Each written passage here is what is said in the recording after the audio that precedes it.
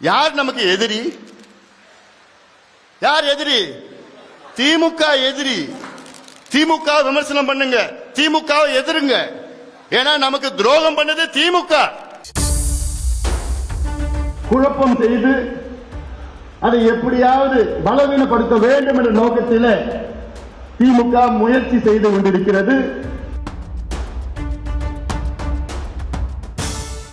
இத்தனை நாளாக பாமகவில் நடக்கும் பிரச்சனை உட்கட்சி விவகாரம் என்றுதான் பார்க்கப்பட்டு வந்தது.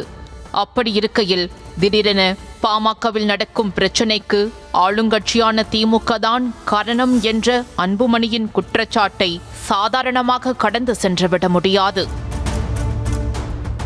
தந்தை ராமதாசுடன் மோதல் போக்கு நீடித்து வரும் நிலையில் திடீரென மாவட்ட வாரியாக பொதுக்குழு கூட்டத்தை அறிவித்தார் அன்புமணி.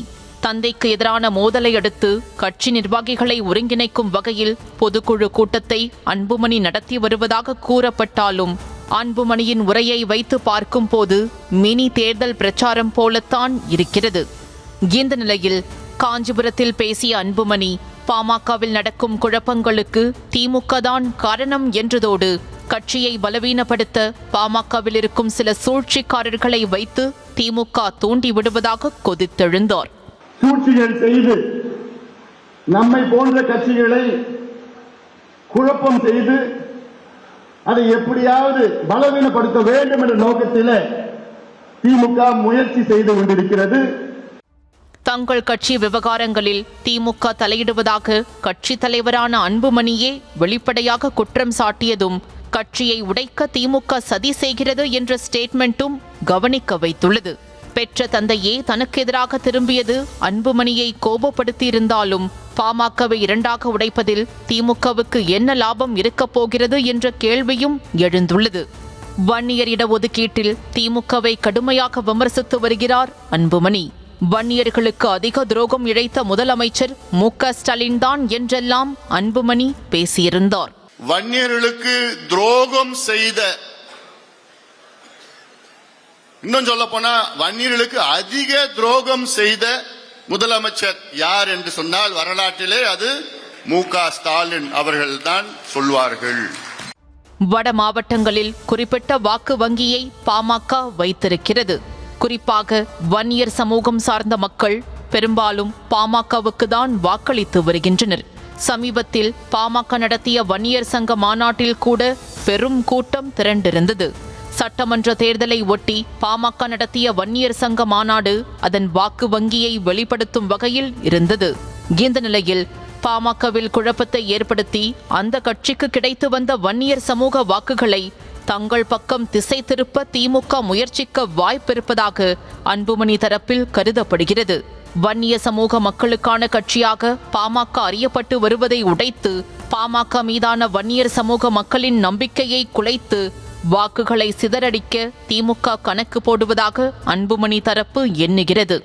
இந்த தேர்தலில் ஒரே ஒரு வன்னியர் கூட திமுகவுக்கு வாக்களிக்க கூடாது என்று அந்த தேர்தல் அந்த மாநாட்டிலே நான் பேசினேன்.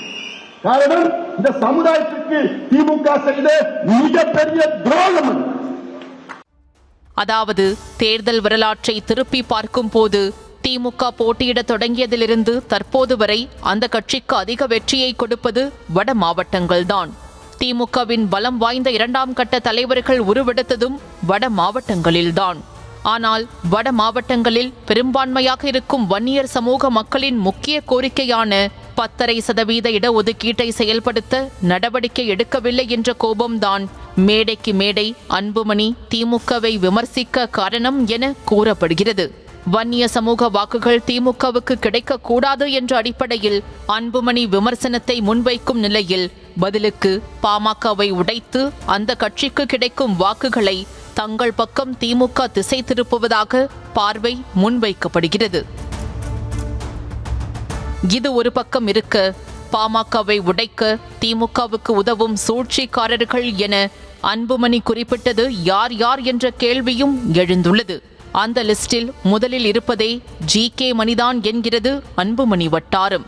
ஜி.கே. மணியை திமுகவின் பி டீம் என கூறி வரும் அன்புமணி தரப்பு கலைஞருக்கு பல்கலைக்கழகம் இல்லையே என பேரவையில் வருத்தப்பட்ட நிகழ்வை சுட்டிக்காட்டுகிறது.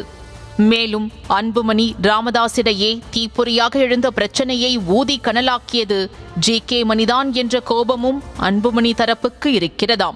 அத்தோடு அடுத்து இருப்பது எம்எல்ஏ அருள் என கூறப்படுகிறது. அத்தோடு பாமக நிர்வாகிகள் எஸ்ஐஎஸ்ஐ சேர்ந்த சிவபிரகாசம், பரந்தாமன், தலைமை நிலைய செயலாளராக இருந்த அன்பழகன் என அன்புமணி தரப்பு சந்தேகிக்கும் சூழ்ச்சிக்காரர்கள் பட்டியல் நீண்டு கொண்டே செல்கிறது. சொந்த கட்சியில் அதிருப்தியில் இருக்கும் ஜே.கே. மணி மாதிரியான நிர்வாகிகளை தூண்டிவிட்டு சைலண்டாக திமுக சதி செய்து வருவதாக அன்புமணி தரப்பினர் பேசிக் கொள்கின்றனர். பலமாக இருக்கும் எதிர்க்கட்சியில் பிரச்சனையை தூண்டிவிட்டு கட்சியை உடைக்க பாஜக கையில் எடுக்கும் அதே பாணியை பாமக விவகாரத்தில் திமுக கையில் எடுத்திருப்பதாக அன்புமணி ஆதரவாளர்கள் மத்தியில் பேசிக் கொள்ளப்படுகிறது.